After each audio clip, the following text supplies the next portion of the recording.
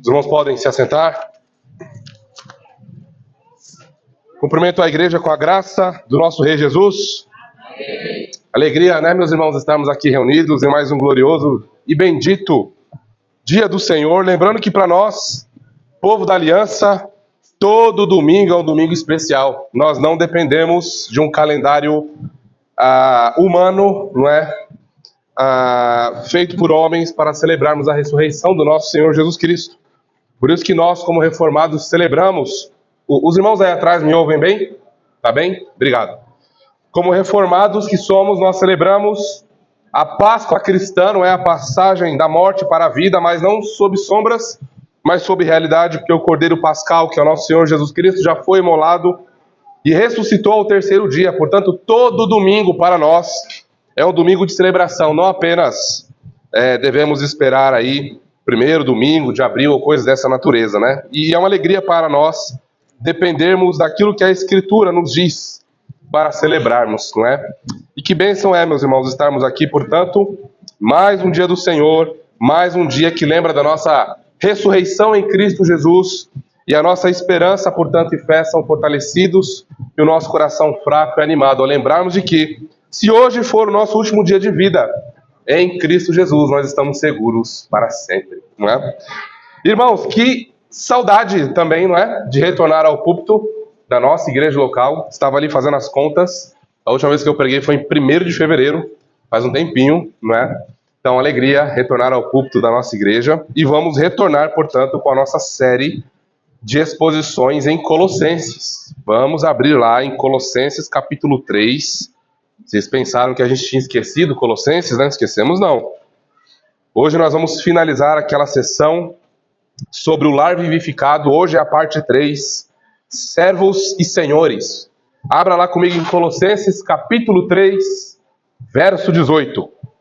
Colossenses capítulo 3, verso 18. Faremos a leitura até o capítulo 4, versículo 1. Colossenses 3, 18 a 4, 1. O título dessa nossa série, só para a gente não esquecer, né? Faz um mês aí que a gente está de férias de Colossenses, é a supremacia e a suficiência de Jesus Cristo sobre todas as coisas, tá bem? Colossenses 3, de 18 a 4, 1. Diz assim a palavra do nosso Deus: Esposas, sede submissas ao próprio marido, como convém no Senhor. Maridos, amai vossa esposa, e não a trateis com amargura. Filhos, em tudo obedecei a vossos pais, pois fazê-lo é grato diante do Senhor. E pais, não irriteis os vossos filhos, para que não fiquem desanimados. E aí, portanto, os versos que nós trabalharemos hoje. Servos, obedecei em tudo ao vosso Senhor segundo a carne, não servindo apenas sob vigilância, visando tão somente agradar homens, mas em sigileza de coração, temendo ao Senhor. Tudo quanto fizerdes, fazei-o de todo o coração, como para o Senhor, e não para homens, cientes de que recebereis do Senhor a recompensa da herança. A Cristo, o Senhor, é que estáis servindo. Pois aquele que faz injustiça receberá em troco a injustiça feita. E nisto não há acepção de pessoas. Senhores, tratai os servos com justiça e com equidade, certos de que também vós tendes Senhor no céu. Meus irmãos, vamos orar mais uma vez. Pai Santo, que alegria é estarmos aqui reunidos como teu povo, povo da aliança e da graça. Ó Deus, que alegria é podermos cantar louvores ao Senhor e adorarmos livremente o teu nome. Ah, Pai Santo, nós te louvamos pelo glorioso dom da justificação pela graça. E agora, ó Deus, rogamos ao Senhor que opere em nós por meio da tua graça santificadora, iluminando-nos, ó Deus, o nosso entendimento, aquecendo o nosso coração por meio da exposição da tua Escritura. Dá-nos, Senhor, portanto, vigor espiritual, olhos para ver, ouvidos para ouvir, coração para amar, e uma bendita e gloriosa, ó Deus, santa disposição de nos entregarmos mais ao teu Filho Jesus, para conhecê-lo mais, amá-lo mais e servi-lo mais. Ó Deus, faça isso para a glória do teu povo, para a edificação do teu povo, para a salvação das nossas crianças e para a vergonha de Satanás. E assim nós oramos e agradecemos, ó Pai. Amém e amém. Meus amados irmãos, em 1843 foi publicado um conto de Natal. Um conto um tanto quanto famoso, talvez vocês até identifiquem. Um conto de Natal escrito por Charles Dickens, não é? A história é um tanto quanto conhecida. Eu resumirei aqui para nós. Ebenezer Scrooge, chamarei de Scrooge aqui para a gente ganhar a tempo na pronúncia do nome. Ebenezer, portanto, Scrooge era um homem mais avarento de Londres. Né? Essa não é uma boa fama para se ter, não é? Ele era um homem mais avarento de Londres, Inglaterra. Um comerciante de sucesso que tratava o seu único funcionário, Bob Cratchit, daqui para frente só Bob, como se fosse uma extensão da mobília do seu escritório, como se Bob fosse um móvel.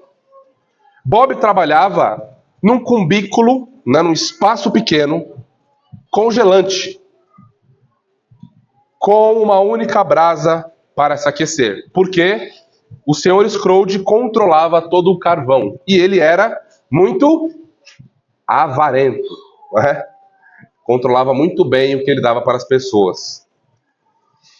Então, Bob trabalhava horas intermináveis por um salário miserável, mas era um trabalho que ele tinha, era um trabalho digno até então.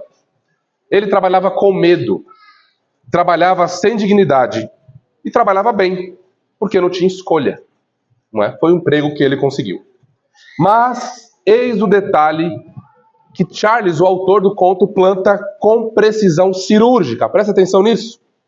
Scrooge, o chefe avarento, não era um monstro declarado. Ele não era um assassino. Ele não era um bandido. Scrooge era um homem de negócios e um homem muito respeitável. Tá certo? Scrooge não era qualquer Zé Ninguém aí. Ele pagava o que devia, ele cumpria com sua palavra, ele honrava os seus contratos, ele não roubava ninguém. Então, dentro dos padrões morais de Londres da época, quiçá da nossa época também, era um empregador legal, era um empregador gente boa. E ainda assim, algo estava profundamente errado com o senhor Scrooge. Note, Charles, o autor do conto de Natal, colocou o dedo numa ferida que atravessa todos os séculos. E a ferida é possível ser alguém moralmente correto, alguém completamente legal nos trâmites jurídicos e ao mesmo tempo ser completamente desumano. Isso tem um nome. Você pode cumprir todos os requisitos externos de um relacionamento. Seja no casamento, seja na paternidade, seja no trabalho. E isso tem um nome. Você pode se julgar uma pessoa muito ilibada, muito correta em todos esses campos e contextos que nós mencionamos. E ainda assim estar a quilômetros de distância do que Deus exige de você. O nome disso é formalismo, é serviço de aparência, é obediência que existe apenas enquanto alguém está olhando ou enquanto a lei exige. Você se preocupa muito em como os boletos estão sendo pagos, como o seu nome está diante da sociedade, mas você pouco importa que tenha um funcionário seu morrendo de frio e ficando doente por sua causa, por causa do pouco de carvão que você está dando para ele se aquecer. Bom, no texto que nós temos diante de nós, o apóstolo Paulo escreve para ambos os lados dessa mesa. Para o Bob, cristão, que serve com amargura, com o olho no relógio, fazendo o mínimo possível, porque o Senhor não merece mais, ele faz o mínimo possível para manter o seu emprego, não é? E ao mesmo tempo você tem um chefe cristão, o Scrooge, que exige tudo, oferece o mínimo e ainda acha que está muito bem com Deus porque pagou o salário miserável em dia. Bom, para ambos os lados, para ambos os grupos, Paulo tem a mesma resposta. E a resposta para você, para mim, para Scrooge, para Bob, é a mesma. Há um Senhor nos céus. Há um Senhor nos céus que vê o que nenhum contrato registra. Há um Senhor nos céus que julga o que nenhuma legislação alcança. Há um Senhor nos céus que lê mentes e lê corações, algo que homem nenhum consegue fazer.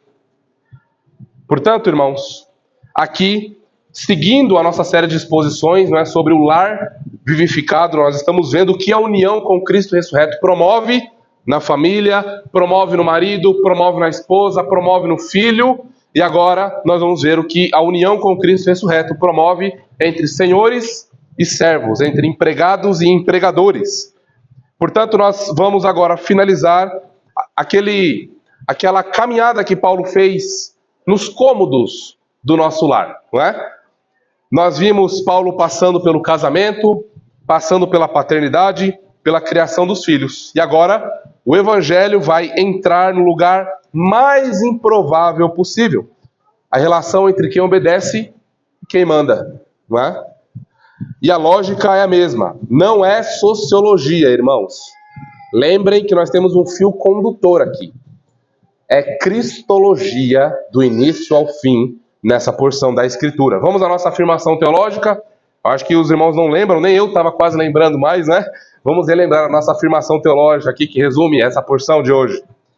A vida ressuscitada que flui da união com Cristo ressurreto transforma a maneira como obedecemos e como exercemos autoridade, porque todos estamos debaixo do senhorio de Jesus Cristo. E é isso que vamos observar nesse texto que temos diante de nós. Bom, lembrando do nosso grande esboço de 6 pontos, eu acho que é o maior até hoje, né? Vocês se lembram se a gente já passou de 6 pontos em um sermão? Não, né, Rafa? Também não lembro, não. Né? Mas fiquem tranquilos, vocês que nos visitam, porque nós já tratamos os 4 primeiros pontos, tá bem? Hoje nós vamos tratar só de 2, então fiquem em paz, fica tranquilo aí. Então nós vimos que o lar vivificado, um lar cristão, verdadeiramente ressurreto, unido com Jesus Cristo, ele é marcado por algumas características. Um lar cristão, ele é diferente de qualquer outro lar na face da terra. E nós vimos aqui nesse texto algumas marcas. Nós vimos, por exemplo, que um lar cristão, autêntico, é marcado por um marido que ama a sua esposa no Senhor. Nós vimos a natureza distinta desse amor celestial que guia esse marido no lar, que guia esse marido, como ele lidera a sua família, como ele protege a sua esposa, como ele educa os seus filhos. Nós vimos isso no verso 19. Se você não viu, acesse o nosso canal lá no YouTube, nós temos aí 1h30 aqui para cada um, para cada dois desses pontos aqui, nós temos 1h30, tá bem? Só mergulhado neles, depois dá uma olhadinha lá. Depois nós vimos que um lar verdadeiramente cristão é marcado por uma esposa que se submete ao marido no Senhor. Vimos isso no verso 18. Depois, no terceiro ponto, nós vimos que um lar cristão verdadeiro é marcado por filhos que obedecem a seus pais no Senhor, que reconhecem a autoridade dos seus pais no Senhor, versículo 20.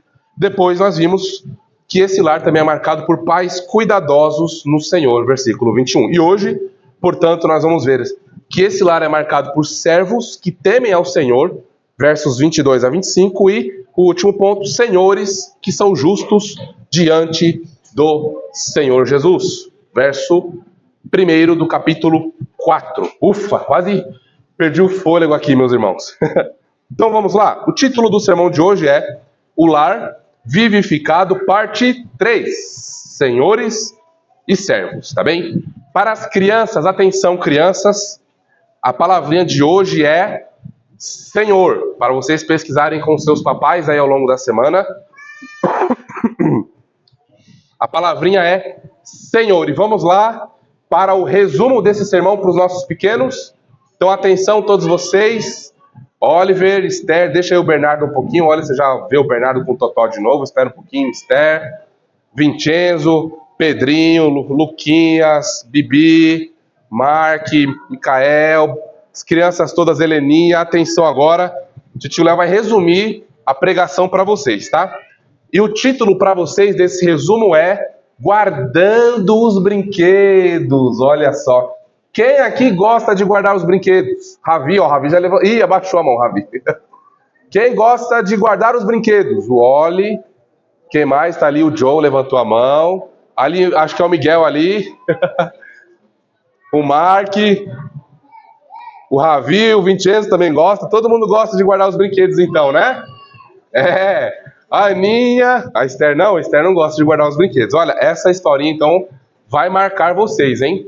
Presta bem atenção no tio Léo aqui, rapidinho, ó. Como vocês gostam de guardar os brinquedos, não é? Pelo menos a grande maioria de vocês. Tá bom, vocês não gostam de guardar... Aqueles que não gostam de guardar os brinquedos, respondem pra mim aqui. Vocês gostam de brincar com os brinquedos? Sim, né? Tem alguém que não gosta de brincar com os brinquedos aqui? Não, né? Todo mundo gosta de bagunçar com os brinquedos, né? Então tá bom, bom saber disso, viu? Agora, quando o papai e mamãe, depois que eles brincaram, fizeram aquela bagunça toda lá, pintaram a parede, etc. Quando o papai e mamãe pedem para você guardar o brinquedo, você guarda direitinho ou você só guarda quando o papai e mamãe estão lá assim, ó, olhando para você? Vai guardar o brinquedo. Agora.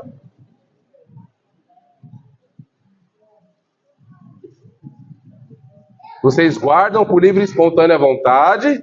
É, Vincenzo, você guarda todos os brinquedos? Não só quando o papai está olhando, mas também quando eles mandam e vão fazer alguma outra coisa, quando vão na cozinha, quando vão no quarto, não é? Ou será que é só quando o papai e a mamãe estão lá? No melhor estilo general. Agora! Sabe, crianças, presta atenção nisso, ó. Tem gente... Talvez não seja você, eu espero que não seja você, de verdade, viu? Eu espero que não.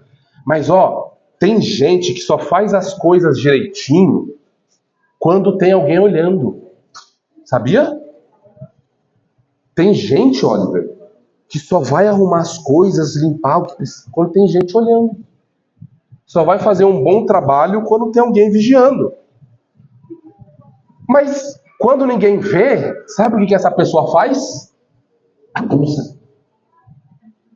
Sabe o que essa pessoa faz quando ninguém está olhando? Brinca com os brinquedos e não guarda. Sabe? Sabe como que a Bíblia chama isso, crianças? De... Como? Desobediência. Isso mesmo, Esther. A Bíblia chama essa postura, crianças, de desobediência. Mas hoje também a Bíblia... ela nos ensina algo muito especial. Sabe quando você acha que papai e mamãe não estão olhando para você? Ah, papai tá lá arrumando o carro lá fora, mamãe tá lá na cozinha, lendo a Bíblia, fazendo bolo, fazendo alguma coisa lá. Não tem ninguém me olhando. Eu vou pegar aquele brigadeiro que tá em cima da geladeira. Sabe quando você acha que não tem ninguém olhando para você? Sabe qual é a boa notícia? Tem alguém te olhando sim. Agora complicou, né? Olha. Tem alguém te olhando. Quem sabe quem está olhando você? Deus, perfeito. Viu como vocês sabem? Jesus está sempre olhando para vocês. E sempre mesmo. Ele não tira o olhinho de vocês. Quando papai e mamãe estão dormindo e vocês também estão dormindo, ele está lá, velando por vocês, guardando e dando aos seus enquanto dormem. Ele não dorme jamais. Então Jesus está sempre olhando você. Mesmo quando mamãe, papai e tio Léo não vê. E Jesus diz, olha, faça tudo direitinho, obedeça a papai e mamãe, porque ao fazer isso, você está fazendo para mim. E quando você obedece, viu, crianças, papai e mamãe, quem que vocês estão obedecendo de verdade? A Deus. E quando vocês estão desobedecendo papai e mamãe, quem que vocês estão desobedecendo também? A Deus, tá vendo como vocês sabem? Então fica essa lição para nós, ó. Quando nós estamos obedecendo aos nossos pais, fazendo tudo direitinho, guardando os brinquedos no momento certo, quando eles pedem, nós estamos servindo a Jesus. Tá certo? Nós estamos agradando a Deus quando nós fazemos isso. E sabe o que é melhor? Jesus ama muito cada um de vocês, pequeninos. E ele quer fazer uma obra de reforma nos seus corações. E foi por isso que ele morreu, e foi por isso que ele ressuscitou, para nos ajudar, ou para transformar o nosso coração, para que nós possamos obedecer com alegria e não com medo, só quando papai e mamãe estão nos observando.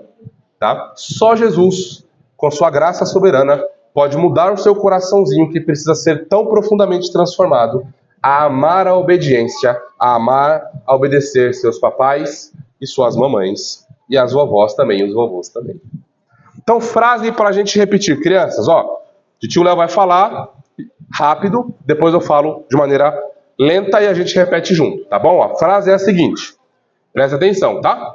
Senhor Jesus, me ajude a te amar e então obedecerei de todo o coração. Amém. Vamos todos juntos repetir? Vamos lá, ó.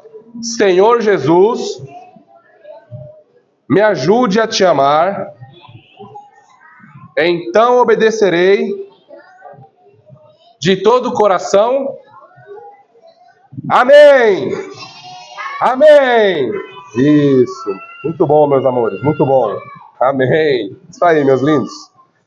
Gente, agora nós vamos entrar nos pontos do nosso sermão de agora, tá? Vamos então entrar nos versículos e explicá-los e aplicá-los para a glória do nosso Deus. O ponto 5, então, né, dessa série é servos que temem ao Senhor. É uma marca de um lar cristão verdadeiro. Nós vamos olhar os versos de 22 a 25. Deixe sua Bíblia aberta, você que nos visita, que nós vamos passar por cada uma dessas palavras, cada expressão e explicá-las e aplicá-las, tá bem? O versículo 22 diz assim, ó: servos, obedecei em tudo ao vosso Senhor segundo a carne, não servindo apenas sob vigilância, visando tão somente agradar a homens, mas em sigileza de coração, temendo ao Senhor. Até aí. Deixa eu pegar um pouquinho de água.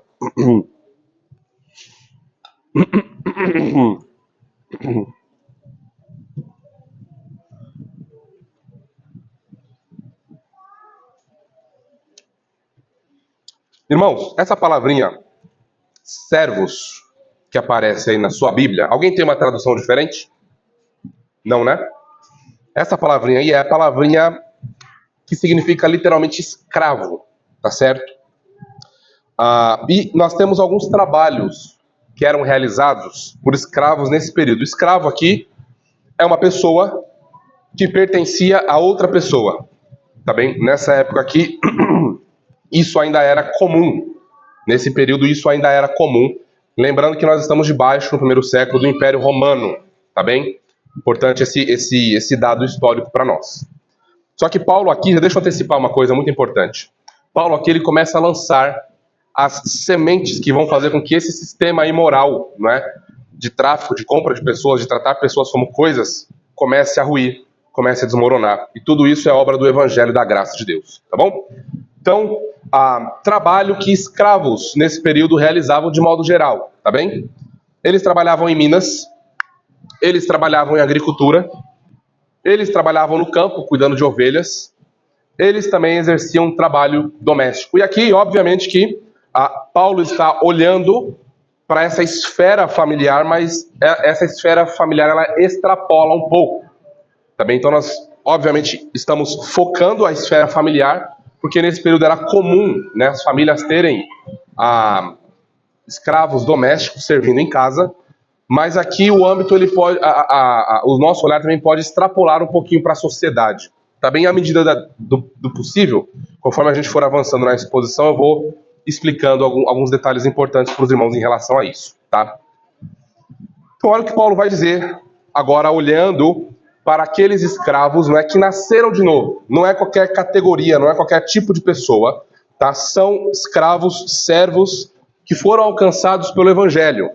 E o verso 22 continua dizendo, ó: obedecei em tudo a vosso Senhor segundo a carne, não servindo apenas sob vigilância, visando tão somente agradar homens. Até aí. Então, esse servo, esse escravo que obedece, né, que teme ao Senhor, ele obedece. E como que ele obedece? Ele obedece quando ninguém está olhando, tá bem? Ele não depende de ordens, de visões, de disciplina para ele obedecer. Mas ele deve servir, ele deve exercer o seu trabalho, não com fins de ser simplesmente visto pelos homens, tá? E é interessante que essa palavrinha aqui, vigilância, é uma palavrinha que Paulo cria, tá? Paulo está criando uma palavra aqui que não existia no vocabulário grego, né? É uma soma de duas palavras, é uma soma da palavra visão, oftalmo, né?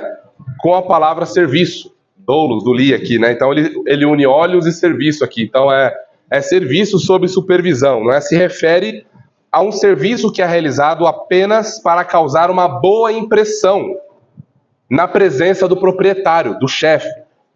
É uma pessoa que aparenta ser ativa, cumpre suas funções, mas ela faz isso somente quando o chefe está presente. Quem não conhece um funcionário assim? Talvez você seja esse funcionário, né? Quando o chefe está perto, você quer mostrar trabalho. Eu vou mostrar para o meu chefe que eu trabalho bem. Quando ele não está lá, você empurra com a barriga, vira as costas. O chefe vem hoje? Por que você não me avisou antes? Aí já corre os relatórios e tudo mais, as coisas em ordem, né? Então, vigilância aqui, que Paulo está dizendo, é que esses servos, eles não deveriam agir assim. Eles não deveriam trabalhar somente nessas condições, quando eles estão sendo, portanto, vigiados. E por que isso é importante, irmãos? Porque escravos, nesse período, principalmente nesse período, eles eram vistos com suspeitas, tá? E com razão. Porque muitos deles eram mentirosos, então eles tinham uma fama muito ruim.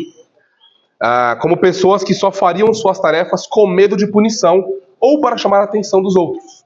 Era essa fama que eles tinham. Claro que nem todos eram assim, mas a fama majoritária deles era assim. Sabe quando você tem um falso crente que faz um escândalo e vai a público, aí pronto, então, lá, tá vendo? E diz que é crente, não sei o que, e queima todo mundo. É mais ou menos isso, né? Um faz e os outros levam a fama, né? Não é sábio a gente generalizar assim, mas infelizmente acaba acontecendo, tá? E aí, por conta dessa fama ruim que os escravos têm, Paulo, portanto, traz essa exortação para dizer, olha, agora vocês não são qualquer tipo de servo, vocês não são qualquer tipo de escravo, vocês são cristãos, portanto, a maneira como vocês trabalham e vivem é uma maneira diferente, tá certo? Ainda no versículo 22, Paulo vai dizer, olha, mas em vez de servir só quando alguém está olhando, vocês devem servir com singeleza de coração, temendo ao Senhor. Em outras palavras, olha, vocês devem servir com honestidade. Vocês não devem roubar o tempo do seu Senhor, vocês não devem roubar os recursos do seu Senhor, ainda que ele seja um mau Senhor. Aqui, a ênfase que Paulo está dando nessa singeleza de coração e temendo ao Senhor é na integridade, na honestidade que os escravos deveriam ter no seu labor diário, tudo sob o temor do Senhor. Por que isso é importante? Porque você pode olhar ali, servos, obedecei em tudo a vosso Senhor segundo a carne. Mas lembre que esse obedecer em tudo tem uma cláusula de exceção muito importante, que é justamente o que Paulo fala aqui, com singeleza de coração, temendo ao Senhor. Não é temendo ao chefe, não é temendo ao Senhor, né, humano, que seria o dono dele, o proprietário dele, mas temendo ao Senhor. Assim como as mulheres devem em tudo ser submissas aos seus maridos, tem uma cláusula de exceção lá. Se esses maridos, porventura, vierem pecar contra essas mulheres, contra suas esposas, se esses maridos desejarem induzir suas esposas ao erro e ao pecado, essas esposas não devem obedecer. De maneira nenhuma. Da mesma forma que agora, como crentes, esses escravos não devem ser absolutamente submissos ao seu Senhor.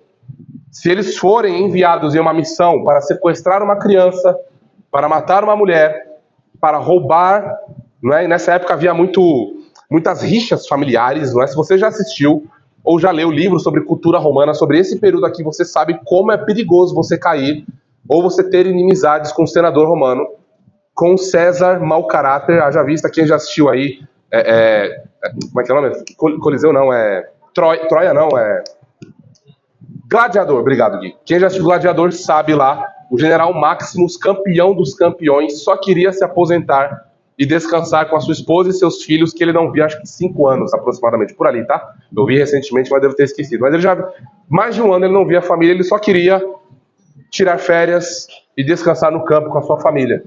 E aí, o César atual morre, que daria as férias para ele, e seu filho ascende ao trono. Um César corrupto, mau, mas com muita influência e poder. Maximus, conto com você na frente das legiões, conduzindo Roma em vitória contra os bárbaros, contra os pagãos. Não, eu só quero descansar e repousar com a minha família. Ah, é? Tudo bem então, Maximus. Você vai descansar com a sua família. Ele mata a esposa e filhos. Acaba com a família de Maximus. Maximus tem toda a sua glória acabada. Termina preso, vira um gladiador, busca a vingança, consegue a sua vingança. Mas note como é, nesse período muito perigoso, você cair nas mãos de alguém com muita influência e poder. Ainda mais você sendo um escravo. Não é? Mas ainda assim, Paulo diz, temam ao Senhor. Em outras palavras, ainda que vocês tenham que morrer, dar suas vidas por não pecarem, temam ao Senhor. Tá certo? Então eles devem servir com honestidade, devem servir com a verdade, não somente quando alguém está olhando, e com consciência. Esses servos deveriam ter consciência do que está acontecendo com eles. E nós vemos isso nos versos 23 e 24. E lá nós vemos o seguinte: a consciência que deve ter esses escravos é de que Jesus é Senhor. Essa consciência eles deveriam ter enquanto eles estivessem servindo nessa condição. Olhem comigo o verso 23 e o 24. Tudo quanto fizerdes, fazei-o de todo o coração, como para o Senhor, e não para homens, cientes de que recebereis do Senhor a recompensa da herança. A Cristo, o Senhor, é que estáis servindo. Olha que interessante isso, irmãos. A motivação agora para servir não é pura e simplesmente porque senão eu vou ser chicoteado, eu vou ser castigado, eu posso ser torturado. Não é? Se o pater familias aqui, lembram do pater familias? Aquele homem da família que tem o poder absoluto no lar, ele pode fazer o que ele quiser com o escravo, com a esposa, com os filhos, ele é soberano naquele lar, ele tem jurisdição da lei romana para ele fazer o que ele quiser, com quem ele quiser. E Paulo diz, tudo quanto fizerdes, fazei-o de todo o coração. É interessante que aqui, essa expressão aí, ó, todo o coração é literalmente de toda a sua alma. Tá? De toda a sua alma. Em outras palavras, não é simplesmente uma força externa, as ameaças, o medo, o salário, guiando a ação, mas é algo interno, é algo que flui do coração, de dentro para fora. E assim é o poder do Evangelho, não é? O poder do Evangelho, o Evangelho não é um conjunto de regras, de leis, que as pessoas seguem bonitinhos e no final elas caem no céu, não.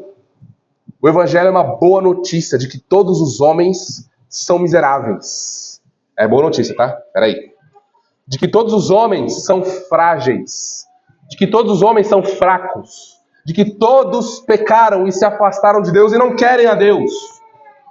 E esses homens, portanto, têm de lidar com um legislador fiel, com um legislador eterno, com um legislador santo. E a boa notícia é de que esse legislador fiel, santo e soberano veio para salvar pecadores. Os principais dos pecadores. Essa é a obra que Jesus Cristo faz. Ele transforma a nossa alma, ele transforma o nosso coração. E aí então esse coração transformado passa a viver de uma maneira diferente. Não é porque você vai para o inferno, você vai ser condenado, seu miserável. Não. É porque agora esse coração que estava afastado de Deus, esse coração que odiava o Evangelho, teve um encontro majestoso. Teve um encontro com a pessoa mais importante da sua vida. E aí, portanto, esse coração passou a bater e a cantar uma canção. Jesus, Jesus, graça, justificação. Jesus, soberano, rei, eu amo. E aí, então, essa pessoa muda a maneira de viver. É natural. Assim como é natural para você encher os seus pulmões de ar e respirar esse bom oxigênio que estamos respirando, é natural para um cristão viver em comunhão com o seu Deus. É natural para um cristão ser cristão. Ler a sua Bíblia, ter tempo de comunhão com o seu Deus. Então, o seu coração, dia após dia, vai ser mudado. A motivação agora entre esses escravos que nasceram de novo não é a de fazer o mínimo possível. Ai, se... Ah lá, me deu pão velho. Não. Crentes nunca devem ser reativos. Me tratou mal? Vai tomar maldade também. Me bloqueou? Vou bloquear. Me deu pão duro para comer? Vou te dar vinho vencido para tomar. Cristãos não agem assim. Quem age assim são os filhos das trevas, os filhos do inferno, não é? Amantes de si mesmo, amantes da justiça própria. Cristãos não agem assim. Por isso que Paulo fala para esses crentes nessa condição, não é, sensível em que eles se encontravam. Portanto, agora a motivação deles é outra. A real motivação para o trabalho cristão, bem como por toda a vida cristã, para toda a vida cristã, está no amor e na devoção a Jesus. Um cristão não vive a sua vida do jeito que ele quer. Ele não toma as decisões do jeito que ele quer. Ele não trata os outros como ele quer, porque ele foi comprado. A vida dele não é mais dele. Ele tem um rei, o qual ele prestará contas, não é? Isso é suficiente para transformar absolutamente tudo.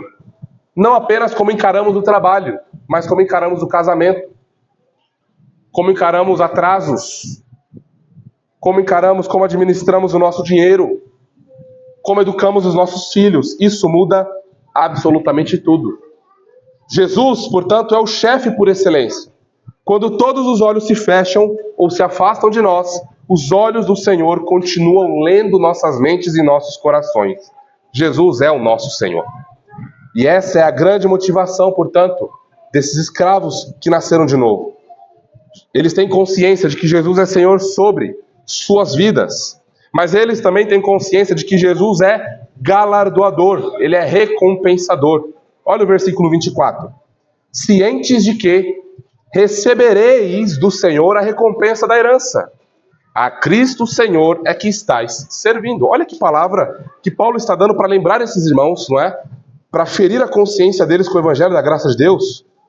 Eles não estão recebendo apenas salário por seus serviços, mas em virtude da união com Jesus pela fé, eles estão antecipando as realidades da vida eterna. Paulo está lembrando eles, olha, vocês receberão a recompensa da herança. Em outras palavras, olha, vocês já têm comunhão com o Senhor agora, vocês já receberam a vida eterna agora, vocês já foram unidos com Jesus agora, vocês têm evidências de que vocês nasceram de novo agora, mas lembrem que isso ainda não é o fim. Haverá ressurreição. Jesus Cristo voltará outra vez e nós estaremos para sempre com Ele. Vocês aí, escravos, lembrem, vocês têm uma herança. E a herança não é como a herança que eles recebiam quando morria um César, né? Ou quando morria um... Qual é o nome? Um chefe da casa, que agora não é o pater famílias, é outro nome que eles dão. Mas vamos colocar, quando morria um pater famílias, eles recebiam como herança outro pater famílias, né? Não era isso. Que a herança de que um escravo tinha era essa. Né? Morreu um senhor, você vai receber um outro senhor. Se esse senhor era bom e o outro era ruim, você vai ter que lidar com isso. Mas Paulo está falando da herança nos céus, da herança eterna, da redenção de suas almas, da ressurreição dos mortos. E eles, portanto, como escravos, deveriam nutrir essa esperança gloriosa que todos os cristãos têm. Apesar de eles serem escravos, não é sociologicamente falando, eles são cristãos como quaisquer outros. Eles não são cristãos de segunda categoria. Jesus é o mesmo rei da vida deles. Não existem essas castas, né? Um cristão é mais elevado do que o outro. Não, eles são herdeiros da mesma herança, do mesmo céu, do mesmo rei Jesus. E é interessante nós observarmos isso, irmãos, porque quando nós estamos com um problema, tentação, fraqueza, pecado, diabo, enfermidades de toda sorte, e nós voltamos muito os nossos olhos para essas coisas da terra, a gente começa a chorar demais, a gente começa a lamentar demais, a gente começa a murmurar demais. Então, nós precisamos lembrar de manter os olhos no futuro, manter os olhos na glória, como orou Jonathan Edwards: Senhor, grava a eternidade nos meus olhos, grava a eternidade no meu coração, pois essas leves e momentâneas tribulações que enfrentamos aqui estão produzindo para nós Eterno peso de glória. Nada pode se comparar com as realidades do novo céu e nova terra plenamente estabelecidos para nós. Sem pecado, sem dor, sem luto, sem tristeza, sem esse amargor que o luto deixa, esse buraco nos nossos corações, pois a morte foi vencida por Cristo Jesus, mas ainda essa realidade será plenamente estabelecida. Então, se esses escravos tivessem que rejeitar algum trabalho pecaminoso dos seus senhores, eles deveriam olhar para o futuro, para a glória celestial, para a recompensa que os aguardava. Portanto, irmãos, olhos no futuro, frutos no presente. Você quer santificar os teus lábios? Quer santificar a tua mente? Quer santificar teus olhos? Quer santificar teus ouvidos? Medite mais nas glórias celestiais. Leve o seu coração mais para o futuro. Olhe mais para as bênçãos que você recebeu em Cristo Jesus. E me diga se o teu lábio, se o teu coração, se a tua mente, se você não vai ter mais esperança, se o seu coração não vai ser mais aquecido, se você não vai ser mais santificado para a glória de Deus. Então a fidelidade última desses escravos não é a nenhum senhor terreno, não é nem ao imperador, mas a Jesus, o Senhor celestial. Mais uma coisa que eles deveriam ter em suas consciências, irmãos, que Jesus é juiz. Verso 25. Pois aquele que faz injustiça receberá em troco a injustiça feita. E nisto não há acepção de pessoas. É muito bom que Paulo tenha colocado isso, de que não há acepção de pessoas quando Deus é um justo juiz. Ah, mas aquele senhor ali tem mais... Ele tem mais escravos, né? Ele tem um lugar na arena diferente. Ele é benquisto na sociedade. Ele está no Senado. Ele faz parte do governo. Ele é um general romano, não é? Ele faz parte da legião. Ele é um guerreiro, ele é um soldado. Ela é a esposa do cônsul. Não existe isso para Deus. Não existe isso, não há acepção de pessoas. Então, quando o Senhor vier julgar todos aqueles que foram rebeldes a Jesus Cristo, Ele dará a cada um aquilo que cada um merece. A condenação pelos seus pecados. E não haverá advogado, não haverá ninguém que os defenda diante daquele grande trono branco. E cada um terá de dar conta de si mesmo a Deus. Exceto aqueles que confiaram em Jesus para sempre. Aqueles que olharam para si e viram como eram maus, pecadores, fracos, mas confiaram em Jesus Cristo, que morreu e ressuscitou por eles. Estes não serão julgados desta maneira. Estes receberão galardões pela sua vida, em como eles viveram, como eles pregaram o evangelho aqui, como eles viveram a vida cristã. Mas estes, crentes em Jesus, não serão jamais condenados ao inferno, pois Jesus os salvou eternamente, os comprou para si. Então, ninguém poderá dizer naquele dia, mas eu sou isso, eu sou aquilo, eu tenho influência, eu posso comprar. Deus não está à venda. A justiça de Deus não está à venda. Portanto, quem faz injustiça vai receber em troco a injustiça. Muito provavelmente, irmãos, muito provavelmente, tá? Não posso dizer isso absolutamente, mas o pano de fundo aqui parece ser o que nós encontramos na carta de Paulo a Filemão. Vocês vão se lembrar de Filemão? Ele tem um escravo chamado Onésimo, e esse escravo conhece o evangelho, muito provavelmente por conta de Paulo, que está preso em Roma. Possivelmente Paulo gerou Onésimo aí em cadeias, em prisões. E aí Onésimo precisa resolver um problemão, porque ele nasceu de novo agora, mas ele fugiu da casa de Filemão. E ele deu um grande prejuízo para o seu servo, para o seu chefe, para o seu senhor.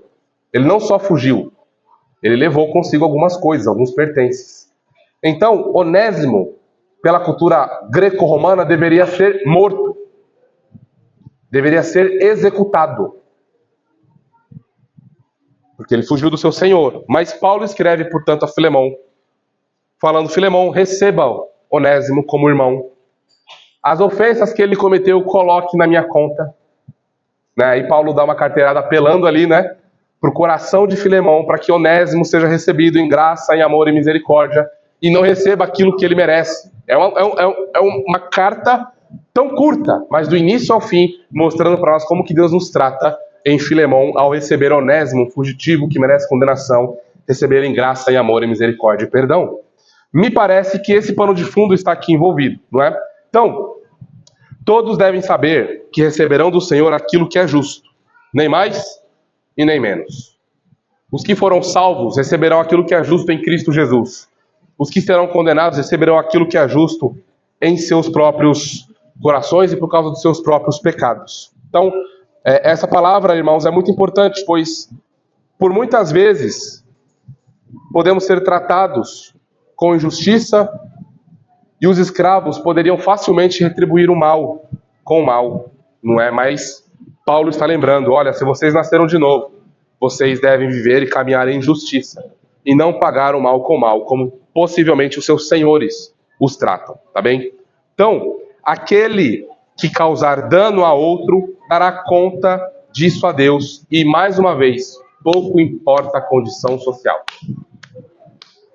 Pouco importa a condição social. Vamos à aplicação desse primeiro ponto aqui para nós. O pecado do mínimo, medíocre. Sabe, quando você faz o mínimo do mínimo, no seu trabalho, na sua casa, na sua família, mas vamos olhar especialmente para o trabalho, porque se a gente faz isso em uma área da vida, a gente faz isso em todas as áreas da vida, tá bem? Isso acompanha a gente. Imagina você fazendo o mínimo no seu emprego, e você está fazendo isso só para manter o seu emprego. Imagina você membro desta igreja, ou membro de qualquer outra igreja cristã, você fazendo o mínimo, só porque você é membro da igreja. Sabe, participando das coisas por tabela, só por cumprir, só por fazer. Senão vão me chamar atenção, senão vão me exortar, senão vão me ligar, senão vão mandar mensagem. Mas você não quer se doar, você não quer se envolver. E você vai disfarçando essa preguiça de prudência. Você vai disfarçando isso com a capa espiritual, de cuidados familiares infinitos, que nunca permite você ficar na comunhão dos santos, nunca permite você ir servir alguém, nunca permite você fazer uma visita. Irmãos, isso é pecado de formalismo. Tá certo? Esse é o pecado de formalismo. E você deve se arrepender dele se você estiver cometendo. Se estamos servindo a Cristo Jesus, é de todo o coração que devemos servir. O Senhor não quer metade da nossa vida. Ele não quer um terço do nosso tempo. Ele quer a nossa vida toda. Ele quer o nosso tempo inteiro, toda a nossa alma. Nós já falamos aqui, repito, se é para servirmos ao Senhor e darmos assim o que queremos, é melhor não servir ao Senhor. Vamos assumir logo que estamos a caminho do inferno e não queremos caminhar com uma Sião celestial. Se nós somos cristãos, honremos de palavra e de coração essa profissão de fé. Ninguém nos obrigou a ser cristãos. Alguém colocou uma arma na sua cabeça e falou assim, aceite Jesus agora, senão atiro na sua cabeça e você vai... Ninguém fez isso com você. É algo voluntário, são cordas de eternos afetos. Jesus nos chama com uma doce voz amorosa, graciosa. Vinde a mim, vós que estáis cansados e sobrecarregados, e eu darei alívio a vocês. Venham a mim, pois eu amei vocês, me entreguei por vocês, ressuscitei por vocês. Vocês são meus. Agora, vocês que dizem estar em mim, 1 João 2,6, andem como eu andei. Deem provas, deem frutos de que vocês passaram da morte para a vida, de que vocês estão caminhando na luz, e a prova disso é que vocês têm comunhão uns com os outros. Então, se nós estamos aqui apegados, agarrados a esse pecado de formalismo, devemos nos arrepender agora, confessá-lo ao Senhor e pelejar para que vencemos isso. Segundo pecado aqui, que nós precisamos ficar atentos, o pecado dos holofotes, a idolatria do reconhecimento, ou do auto-reconhecimento. O que é isso? Significa que eu, que você, que nós só fazemos alguma coisa quando somos vistos. Ah, se eu não for sair na capa da revista, eu não quero. Ah, se o pastor não me elogiar, não vou fazer mais. Ah, se a irmã não me der bom dia, porque, oxe, eu cheguei aqui 5h30 da manhã, limpei o salão e ninguém falou uma palavra para mim. Irmãos, isso é idolatria do reconhecimento. Claro, a quem honra, honra. A quem gratidão, gratidão. A quem idolatria, inferno. Tá bem? O ponto nosso aqui é o seguinte: nós servimos quando somos vistos pelos homens ou não. Porque há um Senhor no céu observando cada um de nós. Nós não precisamos dessa gana, dessa loucura. Eu preciso ser visto, eu preciso sair, eu preciso no vídeo, na foto. Nós não precisamos disso. Nós já recebemos todo o reconhecimento que precisamos diante de Deus Pai. Unidos a Cristo Jesus, justificados pela graça, amados, aceitos, adotados, predestinados, selados com o Espírito da promessa. Quero mais o quê? Você quer mais o quê? Alma descontente, o que mais que você quer? Você acha que um carro novo vai dar paz para a tua alma? Não vai. No primeiro descuido do PT, que Deus guarde você. Você acha que o quê? Que ganhar mais 10 mil vai te trazer paz? Não vai. Você vai querer mais. Você acha que o quê? Que uma promoção vai mudar a realidade do teu coração? Não vai. Se a beleza das riquezas e das majestades de Cristo Jesus não são suficientes para a tua alma, se as realidades eternas que não passam, né, onde a traça e a ferrugem sequer tocam, não forem suficientes para você, você acha que o resto vai? Essa realidade efêmera. Hoje estamos aqui, amanhã não estamos mais. Hoje estamos aqui vivos, ouvindo esse sermão, amanhã já estamos mortos. E onde estaremos? Você vai levar o seu carro com você, a sua conta bancária com você, o seu investimento com você, sua biblioteca com você. Eu espero que tenha biblioteca lá nas regiões celestiais. Eu espero isso. Mas ainda assim eu não consigo levar nada daqui. Não consigo. Então, notem, nós não precisamos de holofotes. Nós não precisamos ser celebridades. Nós não precisamos ser grandes pregadores. Nós precisamos ser crentes fiéis e nos contentarmos com isso. Pregarmos ao Senhor para os nossos, pregarmos ao Senhor aos outros, sermos fiéis a Deus, cuidando da nossa esposa e dos nossos filhos, honrando o Senhor diariamente, invocando o seu nome. É disso que nós precisamos. Se você está com fome, sede por holofotes, essa é uma evidência profunda de que a tua alma está carente de comunhão com Deus. Sabe qual é a boa notícia disso? Que o caminho está aberto. Eu sou o caminho, a verdade e a vida. Ninguém vem ao Pai, senão por mim. Se estamos servindo a Cristo Jesus, irmãos, isso nos basta. Com isso, estejamos contentes e satisfeitos. Só um adendo aqui, que nessa geração de recorte, de tira as coisas do contexto, é bom a gente esclarecer. Não há nada de errado em você desejar ter um carro novo, tá? Não há nada de errado em você se preparar para um concurso público, desejar uma promoção, nada disso, ok? Você pode desejar essas coisas, desde que essas coisas não sejam um ídolo na sua vida. Senão você vai ser controlado por isso. Você vai ficar triste, feliz, se você tem essas coisas ou não, tá bem? Então, fecha aqui a notinha de rodapé. E aí agora nosso último ponto, nosso sexto ponto. Um lar vivificado tem mais uma marca, é a marca dos senhores justos diante do Senhor. E aqui já é o nosso ponto final, tá?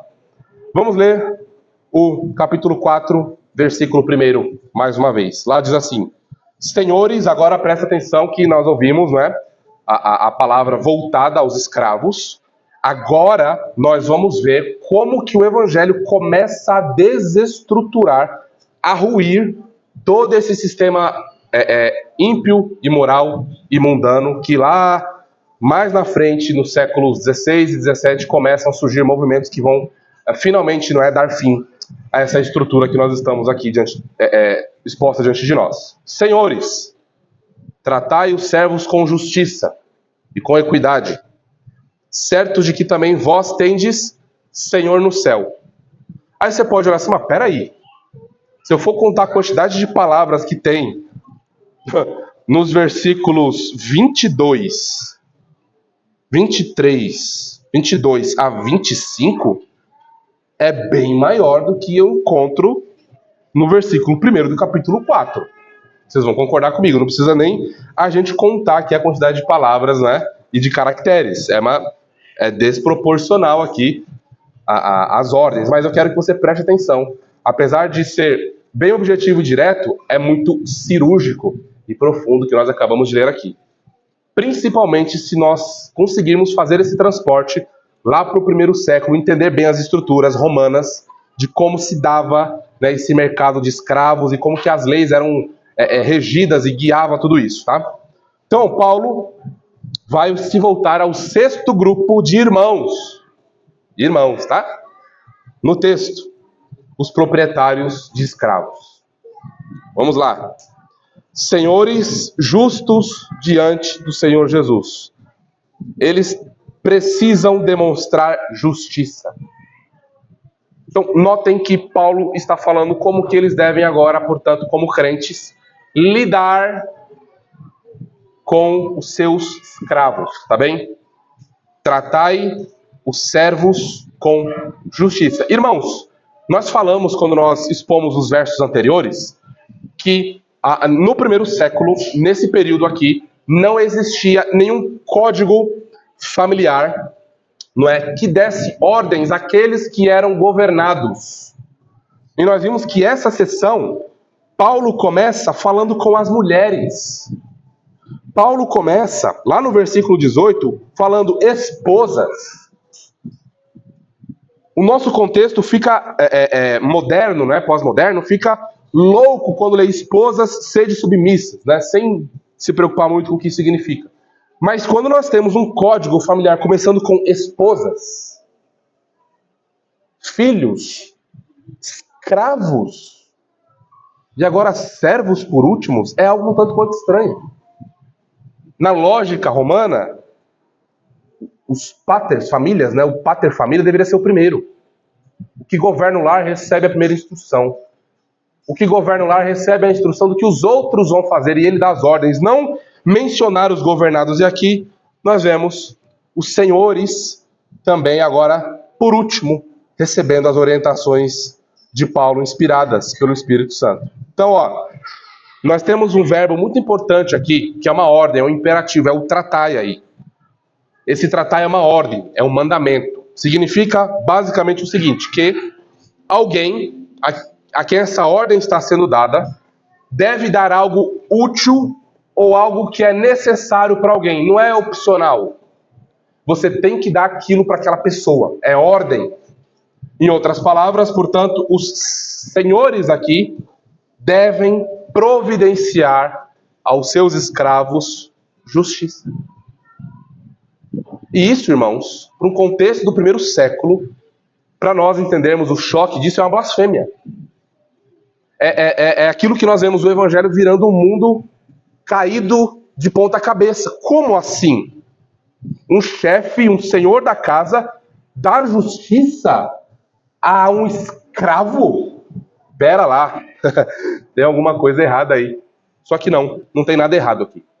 O que está acontecendo é o evangelho contracultural mexendo nas estruturas romanas, pagãs, caídas. É um comando agora que vai fazer com que esse escravo, que é irmão em Cristo, não seja refém dos caprichos de um pater-família louco. Caprichos que dependem do seu humor. Agora, esse escravo deve receber justiça. O que isso significa, irmãos? Deixa eu ilustrar, para isso ficar mais claro para nós, tá? O peso dessa ordem fica mais evidente quando nós consideramos que um escravo, aqui, no contexto romano, juridicamente, tá? Diante do júri, diante da polis, da política da época, ele era uma coisa. O escravo aqui não é uma pessoa. Por mais que nós façamos aplicações desse texto com o nosso contexto de empregatício hoje, né, e dá para fazer boas aplicações aqui como nós estamos fazendo, o escravo aqui, ele não era um empregado, como você é hoje, como eu sou hoje. 8 horas, bate ponto, 1 hora de almoço, né, e tudo mais. Não, isso aqui era uma coisa, não era uma pessoa. Se as mulheres do primeiro século eram ditas que nem alma tinham, não é? Que dirá um escravo.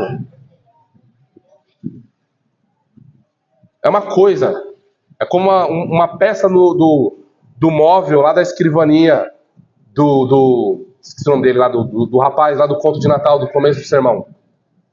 É uma peça que eu movo como eu quero. Eu vendo quando eu quero. Eu trato como eu quero. Eu sou o chefe dessa casa.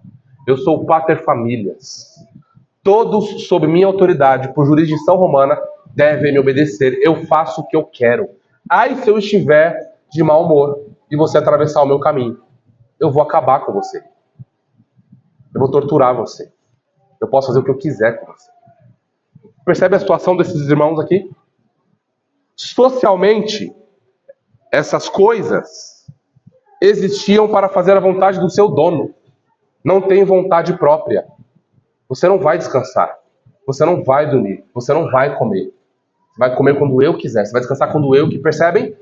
Como isso, a ordem de Paulo aqui, obviamente inspirado por Deus, está desestruturando esse sistema, mostrando que esses homens agora, esses senhores, que são crentes, além de considerar esses escravos crentes, devem dar a eles justiça. Sabe o que significa, em termos práticos? Dar justiça a um escravo aqui é proteger de abusos físicos. Quer dizer que violência doméstica, que era constantemente aceita, não deve acontecer com eles. Porque vocês são cristãos. É um trato diferente. Mudou agora a realidade. Não é mais Adão e nem César o rei de vocês. É Jesus Cristo. Mudou. Proteger de abusos psicológicos e laboriais, sem limite de trabalho. Agora tem. Você tem que tratar com justiça. Ele é a imagem e semelhança de Deus e nasceu de novo como você. Perceberam como as coisas foram niveladas? Mas não acabou ainda. Proteger de falsas acusações.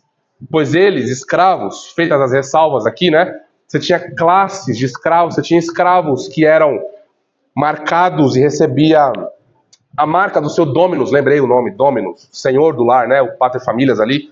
Esses escravos eram de uma categoria exclusiva, então ninguém tocava nesses escravos que recebiam a marca do seu Dominus ou da Domina, né? Da esposa do chefe do lar. Então esses escravos, quando haviam festas e etc, e alguém queria tocar naquele escravo, ele não poderia tocar, porque eles tinham uma espécie de contrato, e nisso eles valorizavam até a segunda ordem, né? Porque esses escravos também não eram intocáveis. Mas havia categorias de escravos. Por exemplo, aqueles que eram muito bons na arena, eles também tinham seus privilégios, porque eles traziam muita grana, muito dinheiro, né? Pro Ludus ali, para aquela casa, para aquele lugar. Então vocês têm categorias ali de escravos, tá bem? Então, por exemplo, se um Dominus vai matar alguém que é um guerreiro da arena, um campeão da arena, que vence tudo, obviamente que o Senado vai ser, mas se ele é o campeão, por que você vai matá-lo? Ele vai ter que prestar satisfação. Não, porque ele abusou da minha filha. Não, porque ele atacou a minha esposa. Não, porque ele desrespeitou a minha palavra. E quem prova que o Dominus está mentindo?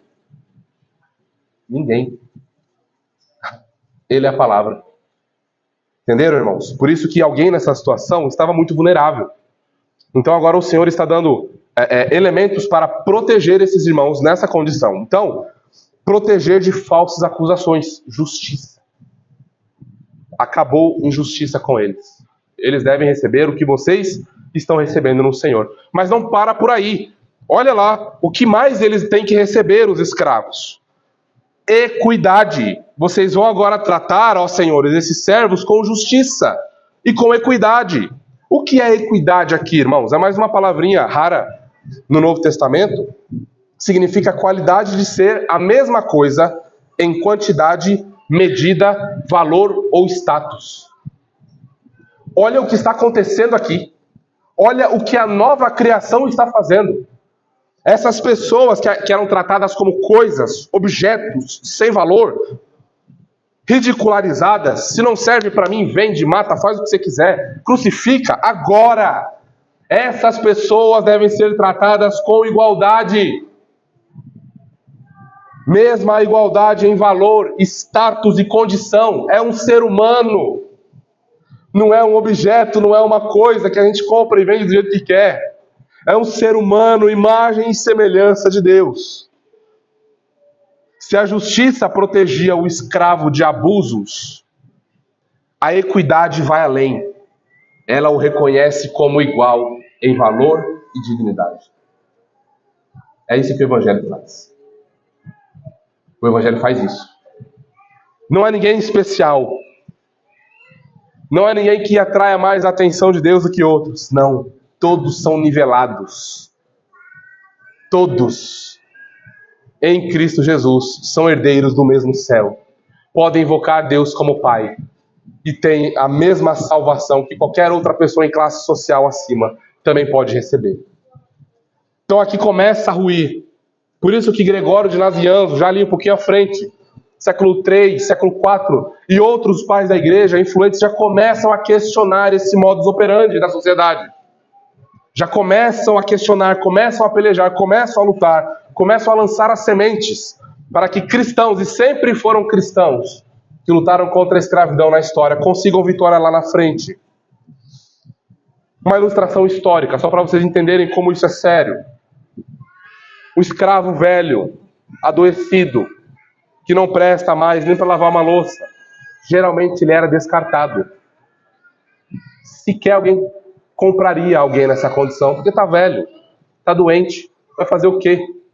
Não serve nem para limpar um banheiro. Joga fora, doa, mata, faz o que você quiser. Uma pessoa, irmãos, era tratada assim. Agora, um senhor que nasceu de novo trataria aquele homem, aquele senhor, aquele idoso com dignidade, com amor, com graça, como ele merece ser tratado. Não como um objeto, mas como um ser humano. Imagem e semelhança de Deus e mais, amado por Jesus Cristo, justificado por graça.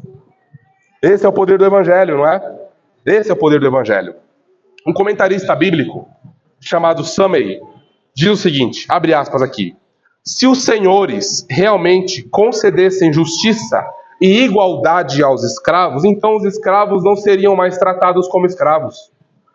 Se senhores e escravos agora são iguais, não pode haver justificativa para a escravidão. Portanto, este mandamento aos proprietários de escravos subverte o próprio sistema que versículos anteriores pareciam apoiar. Quando Paulo diz, escravos, sejam em tudo obedientes ao seu Senhor, né, parece sugerir que Paulo está falando para que esses escravos fossem absolutamente submissos a esse Senhor.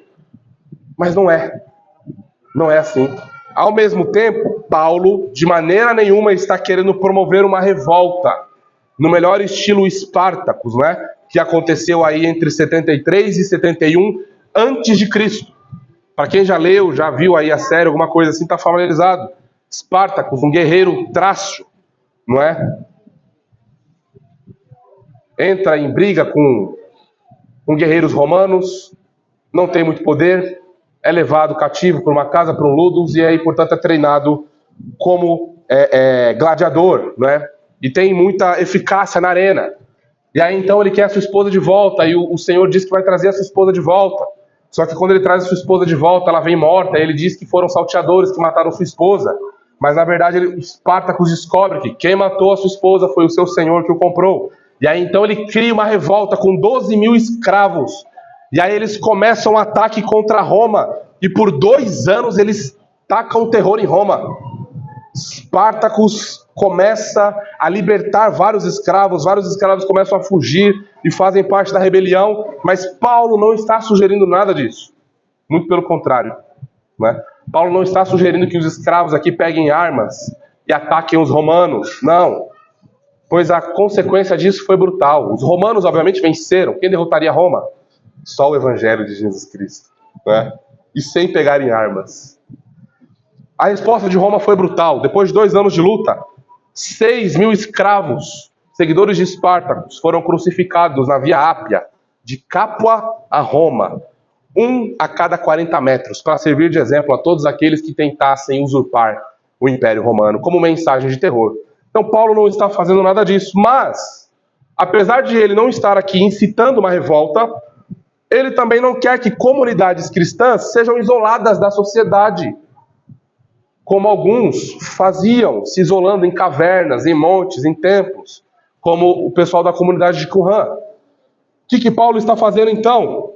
Ele está mostrando como que a sociedade, debaixo da nova criação, deve agir. Lembra que nós vimos na EBD, domingo passado? A sobreposição das eras, a era do porvir, a eternidade, invadindo a nossa era e mudando as estruturas. É isso que está acontecendo, não é? As estruturas estão sendo mudadas, seres humanos estão sendo tratados como imagem e semelhança de Deus. E é assim que deve ser, segundo o Evangelho da graça de Deus. Então, irmãos, Paulo não colocou 6.000 senhores romanos crucificados na estrada. Ele não fez isso. Ele fez algo muito mais difícil aqui. Paulo pediu que cada senhor cristão crucificasse dentro de si a ideia de que seu escravo valia menos do que ele diante de Deus. Irmãos, só a conversão faz isso. Só a regeneração faz você aceitar a exortação de um irmão em seus pecados. Só a mudança de coração faz você olhar para Deus e dizer: Senhor, como que o Senhor pode amar alguém tão mal como eu? Como que o Senhor pode amar alguém tão soberbo como eu? Como que o Senhor pode amar alguém tão maldizente como eu? É só o Evangelho que faz isso. E aí a gente olha para o nosso próprio coração e fala: Senhor, eu sou tudo isso e mais um pouco, e agora? Não há salvação para mim, o que eu faço? Aí Deus diz: há salvação sim. O meu filho Jesus foi enviado para pecadores.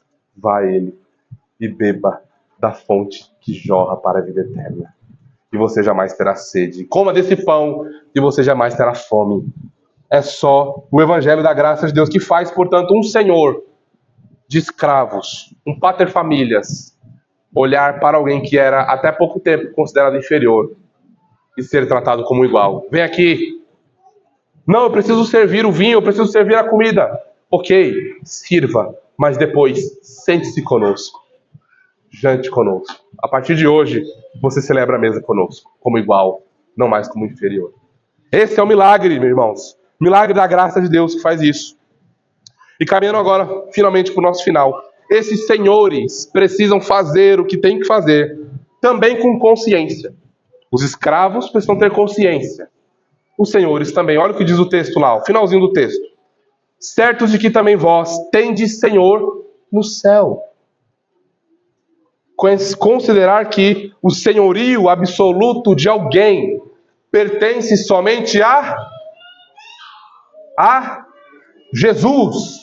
O senhorio absoluto pertence somente a Jesus. A autoridade absoluta no mundo, no universo, pertence somente a Jesus. Essa é a verdade mais chocante. Não são os ricos, não são os poderosos, não são os imperadores, não é Nero, não é Trump, não é o Supremo Tribunal Federal, não é absolutamente ninguém, não é Suprema Corte ninguém, nenhuma, não é nenhum paterfamilias, não é nenhum dominus de um ludus romano, não é nenhum senador, nenhum presidente. A autoridade última e final e suprema pertence ao Rei dos Reis e ao Senhor dos Senhores. Isso que nós lemos aqui, nenhum filósofo estoico, nenhum jurista romano ou líder judaico havia dito. O estoicismo ensinava com moderação a ter cuidado com o escravo. Cuide bem do seu escravo, alimente bem o seu escravo, porque um escravo saudável, bem alimentado e feliz vai te trazer moedas e vitórias na arena. Então você não quer ter um gladiador morrendo, não é? Então você cuida bem dele porque ele vai te trazer benefícios. A lógica do evangelho é cristológica. Trate esse homem, trate essa mulher com dignidade, com honra, porque Cristo morreu por ele, Cristo morreu por ela, Cristo ressuscitou por eles, Cristo venceu a morte e trouxe para eles eterna redenção. Portanto, eles são herdeiros da mesma herança, da mesma pátria celestial que vocês. Isso muda tudo. No século I, chamar um escravo de irmão já era uma revolução. Mas Paulo vai além. Ele olha para o senhor de escravos e diz: você também é um escravo. A realidade chocante para o senhor de escravos é que esse senhor de escravos tem um senhor. E esse senhor está nos céus. E não é ele que está lá. É o rei dos reis e o senhor dos senhores. E todos nós precisamos lembrar disso, meus amigos. Todos nós. Todos nós. A história testifica disso. Pense nos maiores conquistadores, nos maiores guerreiros, nos maiores estrategistas, nos maiores governadores, nos maiores imperadores. Onde eles estão? Mortos. Mortos. E logo, muitos outros morrerão também. Mas Jesus Cristo está vivo. E a esse Rei soberano que venceu a morte, todos prestarão contas um dia. É isso que Paulo está dizendo a esses senhores. Prestem atenção, vocês que dizem que são cristãos. Deem frutos do seu cristianismo na prática, dentro da sua casa, tratando esses que até então eram inferiores como iguais a vocês.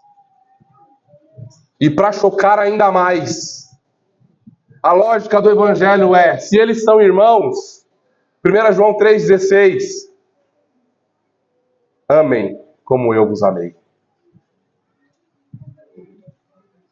A lógica escandalosa é que agora um senhor de escravos, que mandava e desmandava, matar, vender, cortar a cabeça, agora ele mesmo é chamado a dar a sua vida por aquele que era seu escravo, fazendo-se inferior a ele.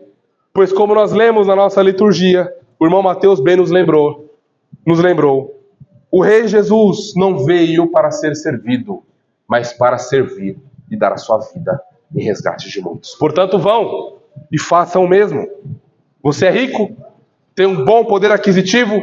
Vá e sirva. Você é pequeno? Você se vê sem importância? Cristo morreu e ressuscitou por você. Vá e sirva. Todos somos iguais em Cristo Jesus. Aplicações finais, irmãos, desse sermão. Senhores, líderes, pais, chefes, coordenadores, vocês todos que exercem algum tipo de autoridade, cuidado. Cuidado para não usarem pessoas como ferramentas. Cuidado para não tratar pessoas como se elas fossem descartáveis. Nós precisamos tomar cuidado com isso. Toda autoridade pecaminosa transformará pessoas em coisas descartáveis, como a cultura romana fazia. Então, sinais que me chamam a atenção: procurar as pessoas sem se preocupar, cobrar resultados sem saber como está a pessoa, como está o seu coração, só procurar por alguém quando eu preciso. Eu estou carente aqui, eu vou chamar a irmã para conversar comigo. Eu estou precisando de um amigo, eu vou conversar com o meu irmão, vou procurar ele, mas eu não tenho real interesse, eu só quero satisfazer as minhas necessidades. Medir pessoas por resultados. Essa é uma evidência de que eu estou usando mal, não é? Ou me aproximando mal, usando mal a vida do meu irmão. Segunda coisa, cuidado com o estar dentro da lei. Alguém pode dizer assim: mas eu sou uma boa pessoa, eu pago as contas em dias, eu não xingo ninguém, não fecho ninguém no trânsito, dou passagem no trânsito, sou um anjo, não estou ilegal, não devo banco, não devo agiota, não devo ninguém, eu estou com a ficha limpa. Porém, ainda assim, essa mesma pessoa que falou tudo isso, trata os outros com frieza, com soberba, com opressão e com crueldade, e geralmente são os mais próximos da família. Lembrem, é possível cumprir contratos, é possível honrar a palavra e destruir corações. Tomemos cuidado com isso. Muito cuidado como nós tratamos os nossos irmãos. Tá certo? Eu sei que às vezes vai haver ali ferro afiando ferro, não é fácil, não é? Mas no final esse ferro ficará uma excelente ferramenta para ser usada em guerra contra os romanos. Metáfora, tá, irmãos? Estou brincando.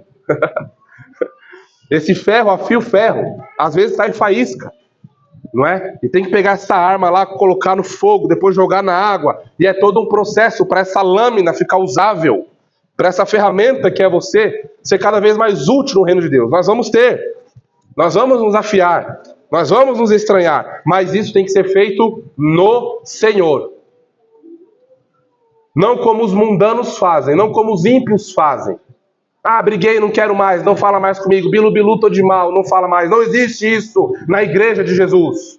Isso existe no Sesc, num fã-clube, na série que você assiste, no barzinho da esquina. Na igreja de Jesus, não. Na igreja de Jesus, nós nos humilhamos, pois nós não somos melhores do que ninguém. Meu irmão, obrigado por essa exortação, vou pensar melhor sobre isso. Depois eu te procuro para a gente conversar mais. Ore por mim, me traga textos bíblicos, me ajude a me arrepender, eu preciso de ajuda. Na igreja cristã não há espaço para frieza, não há espaço para soberba, não há espaço para opressão, não há espaço para crueldade. Tudo isso foi que levou Jesus Cristo à morte. Efeitos práticos e radicais do pecado. A nova realidade é a reversão de tudo isso. E nós vemos isso no milagre que é a igreja do nosso Senhor Jesus Cristo. Última aplicação, e a gente vai para as nossas considerações finais. Cuidado com a autoridade sem prestação de contas. E aqui é uma palavra mais dirigida aos líderes, aos pastores, né, aqueles que estão mais à frente de trabalhos, de famílias e etc. Toda autoridade delegada, confiada, deve nos lembrar de uma coisa, que nós prestaremos contas da maneira como exercemos essa autoridade a Jesus. Toda autoridade adoece, presta atenção nisso. Pai, mãe, pastores, líderes, ministérios, líderes de ministérios, etc., que servem nessa igreja ou que servem em outra igreja. Você que nos visita, lembre disso. Toda autoridade adoece, enfraquece, diminui, quando esquece que ela não é absoluta. Nós não somos absolutos. Nós não somos. Tanto é que o mundo caminhou bem sem a nossa existência até aqui, né? Então, devemos ficar atentos. Se nós não aceitamos correções. Tem uma coisa mais terrível numa igreja local, são líderes e pastores que são arcanjos. Eles não pecam. Eles não reconhecem que tem pecado. E ai, se um membro da igreja for pastor. Vem cá, pastor, olha. E aí o membro, né, com todo cuidado lá para não causar um problema. Ô senhor, pastor, eu tenho reparado o senhor muito grosso com seu filho. Pastor, o senhor tá... eu tenho reparado isso já há 2 meses, pastor. Ríspido com a sua esposa. Pastor, o senhor pregou que deve amar a esposa mais do que a si mesmo. Pastor, tá tudo bem? Pronto. A depender de quem ouve isso, começou a 8ª Guerra Mundial. E geralmente isso não vai terminar bem. Para você. Porque esse pastor é um César corrompido. Ele tem influência. Sabe o que ele geralmente faz? Coloca pessoas contra você. E no final das contas, as pessoas se afastam de você. E você não sabe o que está acontecendo. Fulano parou de mandar mensagem, não me liga mais, não me convida mais, no almoço não senta mais comigo. Acabou. Você virou um rebelde. Você está questionando a autoridade do pastor. Vejam, claro que com todas as pessoas que exercem a autoridade, nós fazemos isso com reverência, com cuidado, né, com zelo. Porque o pastor, ele é a imagem e semelhança de Deus também, não é? Assim como você. Então nós fazemos isso biblicamente com amor e com graça, mas ainda assim, fazendo com amor e com graça, algumas pessoas não aceitam ser corrigidas de jeito nenhum. Então aquele que deveria ser o modelo para o rebanho já não é mais. Percebe? Então tomemos muito cuidado com isso, papais. Eu sei que nós queremos ser modelos para os nossos filhos, mas não é pecado os nossos filhos ouvirem: filhinho, me perdoa, papai foi duro com você. Filhinho, me perdoa, eu dei minha palavra e não cumpri. Papai prometeu balinha e não comprou, né? Meu filho, não me deixe esquecer. Essas crianças têm uma memória impressionante, né, irmãos? Ele acorda no dia seguinte, primeira coisa que ele fala quando ele vê a minha esposa ou eu, né, dependendo do dia ali: papai não comprou balinha, papai não levou no parquinho. Mamãe não levou no parquinho de baixo. Ele, assim, parece que sonha, sabe? Parece que fica a noite toda sonhando com aquilo. É a primeira coisa que acorda. Então não tem nenhum problema. Filho, perdoa papai. Não é assim que o homem faz. O homem honra com a sua palavra. Vamos lá agora. Percebem? Não é pecado reconhecer erros.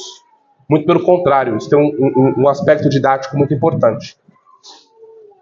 Tratam o questionamento como rebeldia. Eu sintetizei tudo aqui, né? Então, devemos tomar muito cuidado com isso. Se você está procurando uma igreja saudável para congregar, procure saber dos membros da igreja, como são os pastores, procure se aproximar dos pastores, saber como é aquela liderança, não é? Você às vezes está procurando alguma comunidade para fazer homeschooling com seu filho, quer matriculá-lo numa escola, procure saber como é a diretoria daquela escola, como aquelas coisas são organizadas, quem são as pessoas que estão à frente, qual é a filosofia de ensino, como que aquilo é aplicado, como que seu filho vai ser protegido. Percebe? Então, tomemos cuidado com isso, tá? Quem esquece que tem Senhor no céu, isso aqui é importante, irmãos. Quem esquece que tem Senhor no céu, pensa que é Deus na terra. Guarda isso, tá? Quem esquece que tem Deus no céu, a quem prestará contas, esquece ou pensa que é Deus na terra. Por isso que as pessoas saem tratando umas às outras desse jeito aqui. Colocar uma contra a outra, né, tratar mal a pessoa, não pede perdão, não interessa como que ela está vivendo. Ela está lá, machucando as pessoas e não está nem aí com isso. Então, indo para as nossas considerações finais. Até aqui, nós consideramos, não é, nessa série de Colossenses, do capítulo 3, do 19 até hoje, 4:1, o lar vivificado, não é? E hoje nós lidamos com a parte 3, senhores e servos. E nós vimos o seguinte, que a vida ressuscitada, que flui da união com o Cristo ressurreto, transforma a maneira como obedecemos e como exercemos a autoridade. Porque todos estamos debaixo do senhorio de Jesus Cristo, não é? E nós vimos hoje, portanto, que um lar vivificado tem servos que temem ao Senhor e senhores que temem ao Senhor. São justos diante do Senhor. E aqui, irmãos, nós vimos Paulo, né, o apóstolo Paulo, pegando a lanterna do evangelho e entrando em cada cômodo do quarto, não é? Ele percorreu o cômodo do casal, o quarto do casal, e ele disse: marido, ame a sua esposa, como Cristo amou a igreja. A esposa, ele disse: esposa, respeite o marido, se submeta a ele. No quarto dos filhos, ele disse: filhos, obedeçam seus pais, pois isso é digno no Senhor. Na sala, ele falou aos pais: pais, não irritem a seus filhos. Pelo contrário, eduquem-nos na disciplina, na demonstração do Senhor. E no local de trabalho, ele diz ao servo: servo, tema ao Senhor. E ao senhor de escravos ele disse: você tem um Senhor nos céus. E em cada cômodo nós podemos resumir duas palavras que ecoam: no Senhor, no Senhor, no Senhor. Quem é esse Senhor? É o Senhor Jesus, irmãos. Aquele que nos resgatou da escravidão espiritual. Lembram? Todos nós éramos escravos do império das trevas. E o que Paulo vai dizer em Colossenses 1,13? Pois ele nos libertou de onde? Do império das trevas. Éramos escravos nesse reino das trevas. Jesus se deu em nosso lugar. Ele se entregou por nós. Ele se fez maldito por nós. Ele se fez um escravo. Morreu como um criminoso. Ele morreu como Onésimo deveria ter morrido, que fugiu e roubou o seu Senhor, mas Jesus foi quem levou os cravos nas mãos, os cravos nos pés, a coroa de espinhos em sua cabeça. Ele foi cuspido, zombado, humilhado, triturado, ensanguentado, para que nós, escravos do pecado, fôssemos libertos das trevas. Jesus Cristo ressuscitou, irmãos. Ele ressuscitou dos mortos, ele venceu a morte. Ele venceu essa estrutura de domínio corrupta, que Satanás ainda tem algum tipo de autoridade. Ele venceu e seguirá vencendo com poder e com autoridade. Nada e nem ninguém pode segurar o seu poder, nada pode conter o seu avanço. Ele é o guerreiro mais poderoso que Davi, ele é o segundo Adão, ele é o campeão dos campeões, o guerreiro de Sião, nosso cabeça, nosso rei, irmãos. E é ele, esse Senhor soberano, gracioso, que deseja governar o nosso lar. É Ele que deseja salvar as nossas almas. É Ele que deseja trazer todas essas realidades para dentro da nossa casa. Maridos, esposas, filhos, servos, empregadores, lembrem disso. Todos nós somos um no Senhor. E a Ele nós devemos amar, nos submeter e servir para a sua glória. Amém? Vamos orar, irmãos. Pai gracioso, muito obrigado por nos falar através da sua palavra. Ah, Senhor, exalte mais o teu Filho Jesus, promovendo em nossas almas todas as mudanças necessárias que nossos lares precisam, Senhor. Que as nossas famílias, as nossas casas sejam cada vez mais reformadas pela tua palavra, para a tua glória. Senhor, transforme nossos corações para que possamos trabalhar, obedecer e exercer a autoridade com amor, zelo, responsabilidade e diligência. Ó Senhor, dá-nos consciência do senhorio do Teu Filho Jesus sobre nós, singeleza de coração, servindo ao Senhor com toda a nossa alma, sem desejo de sermos vistos pelos homens. Sejamos modelo de justiça e equidade, pois temos o Senhor no céu, a quem prestaremos contas um dia. Sobretudo, Senhor, obrigado por Tua maravilhosa graça, graça sem igual. Oh Jesus, muito obrigado, ó Deus. Obrigado por ter nos libertado como escravos que éramos do império das trevas e do pecado. Obrigado porque hoje podemos sentar à Tua mesa, podemos partilhar o pão, podemos beber o vinho do novo pacto. Ah, Senhor, obrigado. Obrigado, Senhor. Ó Pai, nós te louvamos 1000 vezes pela obra do Teu Filho Jesus em nosso favor. E é nele que nós oramos e agradecemos. Amém e amém.